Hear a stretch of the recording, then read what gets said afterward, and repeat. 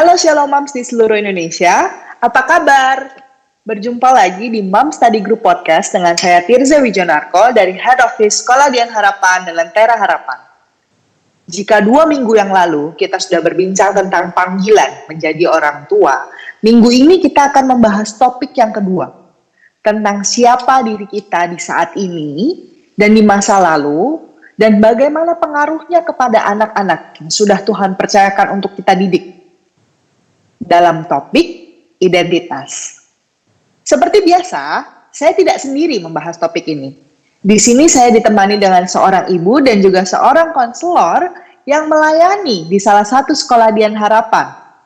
Mari saya perkenalkan kepada Ibu Elis. Halo Ibu Elis. Halo Bu Tirsa. Apa kabar Ibu? Puji Tuhan, baik dan sehat Bu Tirsa. Waduh, gimana kabar Makassar nih Bu, akhir-akhir ini? Ya, puji Tuhan Makassar baik, kondusif, aman, terkendali. Dan tentunya sudah mulai berjalan program vaksin. Nah, by the way saya sudah divaksin loh. Oh ya? Oh puji Tuhan, saya juga sudah nih Bu. Puji Tuhan, mayoritas guru sudah atau semuanya sudah atau baru sebagian nih Bu? Mungkin baru sebagian ya Bu ya. Oh oke. Tapi sambil berjalan ya Bu, nantinya semuanya akan divaksin Bu. Betul. Ya. Nah, Ibu Elis ini merupakan konselor nih Mams. Oleh karena itu beliau tepat sekali membawakan topik hari ini tentang identitas orang tua. Betul kan Bu Elis? Ya, betul sekali Bu Tirsa. Ya, sedikit dong Bu. Sebelum mulai nih ya Bu, apa sih arti identitas itu Bu? Apakah sekedar nama gitu? Ibu Elis gitu atau Ibu Tirza gitu atau apa sih arti identitas itu Bu?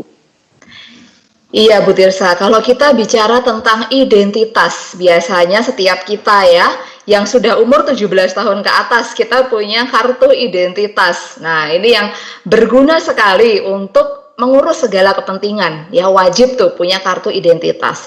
Tetapi ketika kita melihat istilah identitas itu sendiri, itu bukan hanya apa yang tertera di dalam kartu identitas itu ya, nama, tempat tanggal lahir, dan sebagainya. Tetapi lebih kepada apa yang kita kenali terhadap diri kita sendiri, nilai-nilai hidup kita, lalu apa yang kita hayati di dalam hidup kita itu adalah identitas kita. Contohnya, saya adalah seorang perempuan, seorang istri, seorang ibu dengan 2 anak perempuan. Itu identitas saya sebagai seorang Elizabeth dalam kehidupan sehari-hari. Tetapi yang lebih dalam lagi maknanya ketika kita bicara identitas, saya adalah seorang Elizabeth, seorang anak Tuhan yang sudah mengenal Tuhan Yesus. Nah, maka bagaimana saya menghidupi nilai-nilai ketika saya sudah mengenal Tuhan Yesus itu adalah identitas saya. Seperti itu Bu Tirsa mungkin ya. Oh, dalam ya Bu arti identitas, bukan hanya sekedar nama di KTP, alamat, tempat tanggal lahir, tapi arti identitas itu benar-benar menyeluruh. Satu keutuhan manusia ya Bu. Betul Bu. Ya, tidak usah berlama-lama lagi Mams, kita akan mulai topik pembahasan kita hari ini, identitas. Nah, berdasarkan penjelasan Bu Elis tentang identitas, saya ingin tahu nih Bu, jika saya menjadi orang tua ya Bu, adakah hubungannya identitas pribadi saya saat ini dan masa lalu saya dengan identitas saya sebagai orang tua? Adakah hubungannya Bu? Iya, yang pasti akan sangat berhubungan ya Bu Tirsa ya. Identitas kita saat ini secara pribadi dengan identitas kita nanti ketika kita dipercayakan oleh Tuhan untuk menjadi orang tua. Begitu juga ketika kita saat ini saya ngomong dulu yang identitas pribadi ya. Kita punya identitas pribadi saat ini dan masa lalu itu pun terkadang berbeda ya. Kita manusia yang secara diciptakan Tuhan secara istimewa itu bertumbuh sebagai makhluk pemikir ya. Pikiran-pikiran kita yang lalu dengan yang saat ini itu juga tentunya bertumbuh, mungkin ada perbedaan. Ya, maka pikiran-pikiran kita itu, Bu, itu nanti akan mengarahkan sikap kita, cara pandang kita, perilaku kita sehari-hari. Nah, itu nanti yang akan berhubungan ketika nanti kita memiliki identitas sebagai orang tua, karena nilai-nilai hidup saat ini, ya, values kita saat ini itu akan sangat penting karena ini akan mempengaruhi identitas kita secara pribadi, values kita. Demikian juga ketika nanti kita dipercayakan menjadi orang tua, itu juga akan menjadi sangat penting karena akan mempengaruhi bagaimana pola pengasuhan kita terhadap anak-anak. Next. Yang berikutnya. Nah, tadi dari pikiran tadi ya, yang saya jelaskan tadi, dari pemikiran kita itu akan mengarahkan sikap. Semua aksi, reaksi kita itu akan berelasi, gitu ya, dengan pertanyaan-pertanyaan mendasar dalam hidup kita, Bu Tirsa. Siapa Allah menurut kita? Arti hidup kita itu apa? Tujuan hidup kita itu apa sih di dunia ini? Apa yang membuat kita merasa nyaman, merasa damai? Seperti itu ya. Berikutnya. Nah, identitas pribadi kita tersebut itu nanti akan menentukan. Nah, ini poin yang berikutnya, ini akan menentukan ketika kita dipercayakan oleh Tuhan untuk menjadi orang tua. Nah, maka kita akan berbicara, bersikap, bertindak di dalam pola pengasuhan ini ya terhadap anak-anak kita pasti akan sangat dipengaruhi oleh identitas pribadi kita. Begitu kurang lebih, Bu Tirsa. Jadi sangat berhubungan ya antara identitas pribadi dengan identitas kita sebagai orang tua. Alurnya seperti itu tadi. Begitu, Bu. Oh, begitu, Bu. Berarti apa yang masuk, apa yang kita lihat, apa yang kita percayai itu akan jadi nilai, jadi prinsip, jadi value hidup kita. Dan walaupun sebelum menikah itu nanti akan mempengaruhi identitas kita sebagai orang tua gitu ya, Bu? Sangat, Bu Tirsa, sangat mempengaruhi. Maka penting sekali sebelum kita menikah, sebelum kita memiliki anak-anak yang mungkin akan Tuhan percayakan di dalam kehidupan pernikahan gitu ya, penting sekali kita benar-benar memiliki identitas pribadi yang benar ya, yang sesuai dengan apa yang Tuhan kehendaki dalam hidup pribadi kita terlebih dahulu, seperti itu. Nah, dan value-value itu nanti mempengaruhi kita dalam mendidik anak-anak kita, seperti yang tadi Bu Elis bilang ya. Nah, Pasti. berarti jika begitu, apakah identitas saya nih, Bu, sebagai orang tua menentukan identitas anak-anak saya nantinya ketika mereka bertumbuh?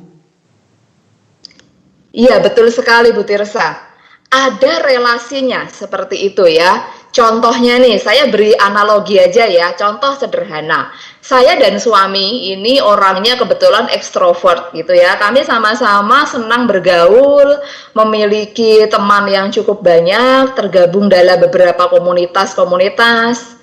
Tanpa kami sadari, ya kami melihat ya pertumbuhan dua anak perempuan kami ini, mereka pun juga mirip-mirip seperti kami gitu ya, memiliki social skill yang cukup baik, kemudian tonnya juga cukup banyak, kreatif gitu, kemudian ekspresinya tuh terbuka, jadi memiliki ciri-ciri orang ekstrovert seperti itu, seperti kami orang tuanya. Nah, memang contohnya seperti itu, begitu Bu Tirsa. Ada hubungannya identitas orang tua dengan anak. Nah, ketika kita bicara identitas, Bu Tirsa, penting sekali ya identitas orang tua itu secara pribadi karena nantinya akan berhubungan bagaimana ketika kita bersikap dalam mengasuh anak-anak kita. Jadi ada dua cara untuk kita menemukan identitas sebetulnya ya moms ya. Yang pertama itu adalah secara vertikal, yaitu dari relasi kita dengan Allah Bapa pencipta kita. bagaimana kita menyadari kasih, pengampunan, kehadiran, kuasanya, janjinya, dan penerimaan Allah dalam hidup kita. Itu secara vertikal.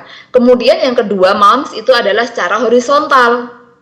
Seperti itu ya. Kalau secara horizontal berarti kita menemukan identitas pribadi itu di dalam ciptaan-ciptaan manusia di sekitar kita. Bisa jadi itu suami kita, anak-anak kita, atau bisa jadi juga achievement kita atau karirnya kita. Yang mana hal-hal yang adalah ciptaan itu tadi itu tidak akan pernah menghasilkan kepuasan. Begitu kira-kira Bu Tirsa. Jadi alangkah baiknya kalau kita sebagai orang tua itu memiliki identitas yang vertikal tadi Bu Tirsa, yang ke atas ya, ke arah Allah pencipta kita. Nah, di dalam 2 Petrus ya, di dalam 2 Petrus 1 ayat 3 sampai 4, itu Petrus mengingatkan kita semua tentang pekerjaan Allah yang lalu sudah dibahas Bu Flora ya di podcast yang lalu. Pekerjaan Allah untuk kita sebagai orang tua Kristen yang merupakan panggilan. Ini bukan pekerjaan main-main ini. Ini adalah panggilan yang luar biasa. Tetapi Tuhan Allah tidak hanya memanggil kita begitu aja, tapi juga memperlengkapi dengan kuasa ilahi. Nah, bagaimana kita bisa mendapatkan kuasa ilahi itu? Kita bisa merasakan kuasa ilahi itu. Tidak lain adalah di dalam pengenalan akan Kristus itu sendiri. Begitu Bu Tirsa. Jadi di dalam Kristus kita memperoleh anugerah, janji-janji yang berharga itu, yang sifatnya kekal. Yang ini yang akan kita wariskan ke anak-anak kita. Ya, sehingga kita dibebaskan dari segala hawa nafsu, ekspektasi itu ya, yang sifatnya hanya duniawi, yang itu bisa membinasakan kita. Seperti itu. Nah, ini sangat baik, ayat ini mengingatkan kita kembali bahwa hanya di dalam pengenalan akan Kristus, identitas akan Kristus gitu ya, itu yang akan memampukan kita untuk melakukan proses pengasuhan tersebut. Begitu kurang lebih Bu Tirsa ya. Iya, Bu. Lalu dengan kita berakar kuat di dalam Kristus, dengan kita berserah hanya kepada Kristus gitu ya, Bu. Saya juga percaya ya, Bu, ketakutan-ketakutan kita sebagai orang tua gitu ya. Karena ketika kita menjadi orang tua pasti memiliki ketakutan-ketakutan tertentu kalau anak kita juga tidak berjalan di arah yang benar, bergaul dengan orang yang salah. Ibu sebagai orang tua juga mengalami hal itu kan ya, Bu? Iya, betul sekali Bu Tirsa. Iya. Ketakutan-ketakutan itu juga nggak jadinya menguasai diri kita, tapi malah jadi kita berserah pada Kristus dan kita percaya kita sudah tahu apa yang harus kita lakukan. Seperti itu ya, Bu? Betul sekali Bu Tirsa. Maka penting sekali ketika kita memiliki identitas Kristus itu Bu Tirsa yang saya jelaskan tadi, kita akan memperoleh keberanian di dalam beratnya proses pengasuhan. Saya sudah mengalami belasan tahun ya, anak saya yang pertama sekarang 16 tahun, yang kedua 8 tahun, dan saya bisa bilang ini proses yang tidak mudah. Seperti itu. Tetapi karena pengenalan saya yang masih terus bertumbuh tentunya ya, belum sempurna, pengenalan kami, saya dan suami akan Kristus ini yang memberikan spirit tersendiri, memberikan kekuatan. Karena justru di dalam ketidakmampuan kami, keterbatasan kami, kita dimampukan oleh tadi kuasa Kristus, kuasa-kuasa ilahi tadi, karena kita memiliki identitas Kristus gitu ya. Jadi kita akan memperoleh hati yang damai dalam menghadapi hari-hari pengasuhan, keberanian untuk mengasuh meskipun kenyataannya berat pengasuhan itu Bu Tirsa. Kemudian akhirnya kita mampu melihat anak-anak kita yang unik, yang berbeda itu seperti cara Allah memandang anak kita. Saya beri contoh, saya mau sharing satu contoh ini. Ketika anak saya yang besar, dulu waktu masih usia SD gitu ya, saya udah notice anak ini punya kesulitan dalam bidang logic math. Jadi dia tidak terlalu bisa dalam matematika. Kemudian saya refleksi, aduh Tuhan, ini kenapa sulit sekali? Karena saya juga yang harus ngajarin kan di rumah. Tetapi saya minta kekuatan Tuhan. Lalu Tuhan bicara sama saya secara pribadi, Elis, kamu harus menerima ya. Ingat dong, kamu dulu waktu sekolah bagaimana? Oh iya Tuhan, betul Tuhan. Saya juga nggak bisa matematika, gitu ya, Bu Tirsa ya dan Mom semua. Jadi Tuhan mengingatkan saya, kamu tidak boleh ekspektasi yang lebih ke anakmu sekarang. Orang kamu dulu yang tidak bisa kok matematika, ya betul. Dan itu mulai kami terima. Nah, biasanya ketika anak saya pulang sekolah, kemudian memberitahukan ke saya bahwa besok ada remedial math. Jadi Bu Tirsa dan Moms dari belasan pelajaran, dan mereka ada beberapa pelajaran begitu ya, selalu satu yang dia hobi remedial ya, yaitu matematika. Tapi buat kami itu tidak masalah. Jadi saya katakan kepada anak saya, kamu mau remedial, kamu tidak bisa matematika, mama dan papa tetap sayang kamu tetap anak kami. Jadi it's okay. Seperti itu ya. Jadi ketika kita merasakan kasih Allah, intinya Bu Tirsa, ketika kita merasakan kuasa Allah itu hadir dalam proses parenting, kita akan lebih mudah menerima bahkan kelemahan anak kita. Seperti itu. Iya, Bu. Saya jadi bukan aware ya. Saya jadi merefleksikan gitu ya lewat topik kali ini, karena saya juga kan sambil mempersiapkan ngobrol bincang-bincang kita hari ini gitu ya, saya sambil baca gitu ya PowerPoint Bu Elis gitu ya, dan saya juga sambil baca materinya sedikit gitu ya Bu. Saya juga jadi disadarkan gitu, bukan disadarkan ya, diingatkan kembali lebih tepatnya.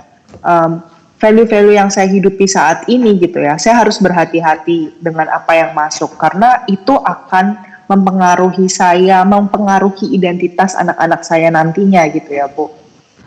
Nah, sebagai orang Kristen kan kita percaya Bu, nilai yang benar hanya ada di dalam Dia saja gitu ya, hanya ada di dalam Tuhan saja gitu. Nah sekarang pertanyaannya, bagaimana agar identitas saya dapat tertanam di dalam Tuhan dan karya keselamatan Kristus saja, agar nanti anak-anak saya pun dapat tertanam di dalam Dia, Bu? Iya, Bu Tirsa.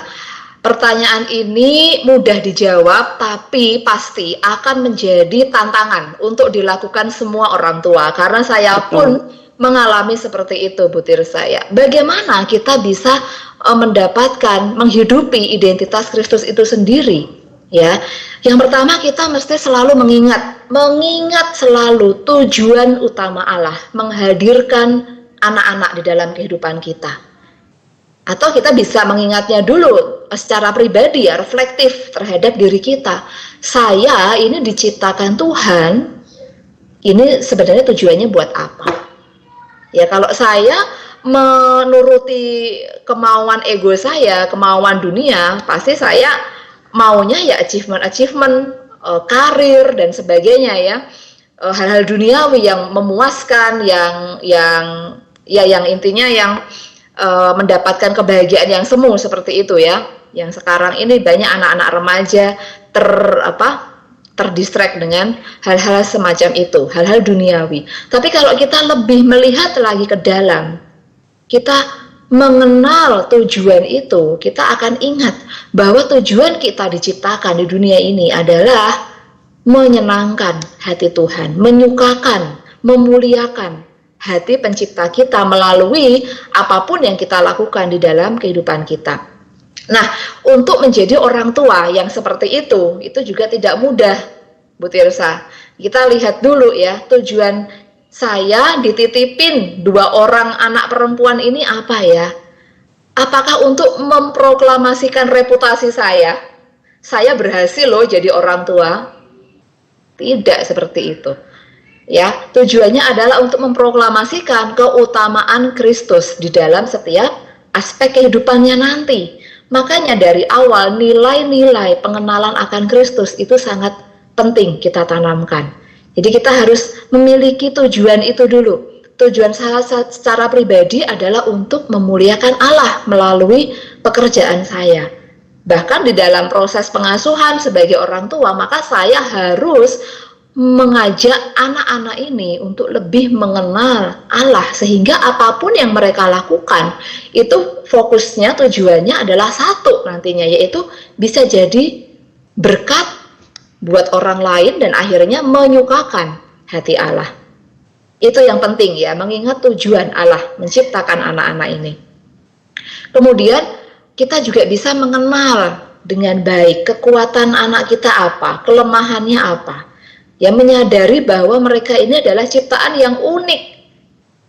Mereka mungkin berbeda ya, diciptakan berbeda satu sama lain. Jadi kita tidak bisa set ekspektasi itu yang melebihi apa kemampuan mereka gitu ya. Jadi kita bisa jadi orang tua yang lebih realistis, menerima anak-anak kita dan meresponi dalam pengasuhan dengan penuh kasih. Ya kadang orang tua terjebak gitu ya dengan wah ini harus diberi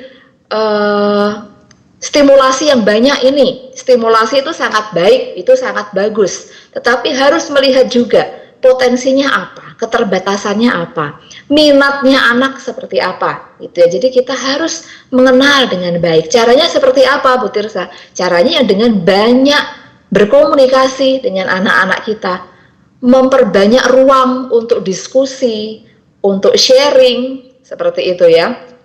Itu akan membuat orang tua kita benar-benar mengenal ini anak-anaknya. Kemudian mereka bisa menerima realis seperti ini. Anakku yang pertama beda dengan yang kedua, beda dengan yang ketiga. Realistis dan menerima mereka dengan apa adanya, kemudian meresponi dengan penuh kasih, memberikan kursus sesuai dengan minatnya, memberikan skill sesuai dengan memang apa yang perlu dilatih, apa yang perlu dikembangkan. Contohnya seperti itu. Jadi tidak memaksakan ya, harus ini, kamu harus itu, prestasi seperti ini, prestasi seperti itu. Nah, itu bukan untuk proclaim the preeminence of Christ, tapi proclaim untuk orang tua itu sendiri ya, bahwa saya ini loh, supaya saya dilihat, saya ini orang tua yang sukses, orang tua yang anaknya berprestasi. Nah, itu pandangan yang keliru. Nah, itu hanya akan membuat anak-anak menjadi tertekan, menjadi stres, kemudian depresi. Ya, tidak jarang kita temui anak-anak seperti itu, karena orang tua tidak realistis melihat anak seperti cara Tuhan memandang anak-anak itu. Ya, next berikutnya. Nah, yang ini juga penting Bu Tirsa. Senantiasa menyadari kehadiran Allah dan pemeliharaannya di dalam proses pengasuhan, terutama saat menghadapi kesulitan, ada tantangan gitu ya. Caranya dengan disiplin rohani. Nah, ini penting sekali nih. Doa-doa, perenungan firman Tuhan, kemudian mengadakan mesbah keluarga atau doa sel, itu sangat baik. Ya. Supaya kita selalu diingatkan bahwa kita ini orang tua yang tidak mampu, terbatas, tidak bisa, tidak berdaya tanpa adanya kuasa ilahi tadi yang sejak pertama saya sebutkan tadi ya. Tanpa adanya kuasa ilahi di dalam Kristus, di dalam pengenalan akan Kristus, kita adalah orang tua yang terbatas, tidak berdaya, tidak mampu. Hanya dengan menyadari kehadiran Allah, pemeliharaannya yang total, kesetiaannya, kita bisa itu menghadapi kesulitan, tantangan apapun itu ya, dengan ini disiplin rohani. Nah, kalau saya sama anak yang pertama ini Bu Tirsa, karena dia sudah remaja ya, jadi sejak tahun lalu saya ajak dia untuk teratur membaca firman Tuhan setiap hari. Jadi kami ikut program di dalam gereja, itu ada program yang namanya MBA, singkatan dari Mari Baca Alkitab. Nah, anak remaja sudah bisa ikut. Maka saya ajak dia, dan dia juga mau gitu ya, dengan kesadaran hatinya sendiri, kalau tidak dikondisikan seperti ini nak, kita nggak akan selesai-selesai baca Alkitab. Kayak mama ini udah tua tapi nggak selesai-selesai. Akhirnya begitu ikut program tersebut gitu ya, selesai baca dari Kejadian sampai Wahyu. Jangan contoh saya ya Bu Tirsa, saya baru selesai baca Alkitab ini menjelang umur 40 tahun baru bisa selesai. Anak saya yang pertama itu di usia 15 tahun lalu dia sudah selesai baca Alkitab karena dikondisikan melalui disiplin rohani ini salah satunya. Kemudian dengan doa-doa, perenungan, firman gitu ya, mesbah keluarga, ikut persekutuan doa. Nah, itu sangat membantu. Nah, ikut fellowship dalam MSG ini juga salah satu disiplin rohani loh Bu Tirsa, karena kita bisa saling support, saling menguatkan satu sama lain, mengingatkan bahwa kita tidak sendiri. Ada kasih karunia yang begitu luar biasa yang Tuhan sudah sediakan untuk mensupport kita ini, para orang tua yang sesungguhnya nggak mampu ini. Begitu Bu Tirsa. Iya Bu. Topik hari ini Bu, benar-benar sesuatu yang membukakan mata saya Bu. Seperti yang Ibu bilang, Ibu aja gitu ya, sebagai orang tua yang memang sudah kontekstual sekali dengan Mom Study Group Fellowship ini gitu, dengan topik yang ada, terberkati Bu. Saya Bu sebagai seorang yang memang belum berkeluarga juga sangat terberkati seperti yang tadi Bu Alice juga sudah katakan, value-value yang Bu Tirsa sekarang ini miliki gitu nanti akan dibawa ketika sudah berkeluarga dan memiliki anak. Itu saya sangat amat terberkati gitu Bu, dan saya yakin bukan hanya saya aja nih Bu, banyak banget moms dan orang-orang lain gitu ya Bu, baik yang udah punya anak maupun belum juga akan sangat terberkati. Identitas siapa kita gitu, siapa kita di mata Tuhan dan siapa kita di hadapan Tuhan, itu penting sekali gitu ya Bu. Nah, untuk menutup topik kita hari ini, adakah kesimpulan yang ingin Bu Eli sampaikan? Iya, jadi kesimpulannya Bu Tirsa dan para moms ya, saat Yesus Kristus sudah memuaskan hati kita sudah puas dengan Kristus, ya kita tidak perlu lagi meminta anak-anak menyediakan kepuasan tersebut. Identitas kita sudah kita dapatkan di dalam Kristus Yesus, bahwa dialah yang terutama yang akan diproklaim oleh anak-anak kita. Jadi kita tidak perlu meminta anak kita melakukan berbagai hal, prestasi yang gemilang, yang luar biasa, pencapaian-pencapaian duniawi. Karena kita sudah puas dalam Kristus, maka kita akan bisa menerima anak kita apa adanya sesuai yang sudah Tuhan ciptakan. Itu ya, sesuai dengan apa yang sudah anugerahkan kepada kita. Nah, identitas sebagai orang tua yang sejati itu adalah tadi ya, identitas dalam Kristus, yaitu kasih, pengampunan, kehadiran, kuasa, janjinya, dan penerimaan Allah yang dicurahkan kepada kita, kemudian kita wujud nyatakan, ya kita sharekan di dalam proses pengasuhan kepada anak-anak kita. Seperti itu. Jadi penting sekali Bu Tirsa untuk kita punya identitas sejati di dalam Kristus supaya kita mendapatkan itu tadi ya, kuasa-kuasa ilahi yang kemudian akan sangat-sangat bernilai ketika kita menghadapi hari-hari pengasuhan. Seperti itu. Iya, merasa cukup gitu, puas dengan apa yang sudah Tuhan percayakan pada hidup kita, itu penting ya Bu Elis ya. Sangat Bu. Iya, makasih banget Bu Elis untuk bincang-bincang kita hari ini. Ini sangat hangat. Jujur aja saya sebenarnya menahan air mata menetes jujur aja, karena saya ngerasa oh iya ya, Tuhan tuh baik sekali untuk setiap kita. Bahkan buat kita yang sudah punya anak dan mungkin wah saya terlambat nih, tenang gitu ya, kita tidak pernah terlambat. Kita ada hari ini, berbincang bersama hari ini karena Tuhan yang menguatkan kita semua ya Bu Elis. Jika kita merasa aduh kok saya terlambat nih gitu Bu Elis, duh saya mendengarnya ini terlambat, anak saya udah umur 16 tahun seperti Bu Elis gitu. Menurut Bu Elis, apakah ada sesuatu yang terlambat Bu? Tidak ada yang terlambat Bu Tirsa. Ya, segala sesuatu Allah itu menganugerahkan pengampunan. Bukan begitu Bu Tirsa? Allah menganugerahkan kasih setianya yang itu merestorasi, begitu kan ya. Jadi meskipun kita mungkin di waktu-waktu yang lalu sudah melakukan mungkin kekurang tepatan, kekeliruan seperti itu ya, itu manusiawi sekali. Yang penting di sini adalah bagaimana respon kita. Apakah kita akan mulai mengupayakan identitas dalam Kristus? Nah, itu yang penting.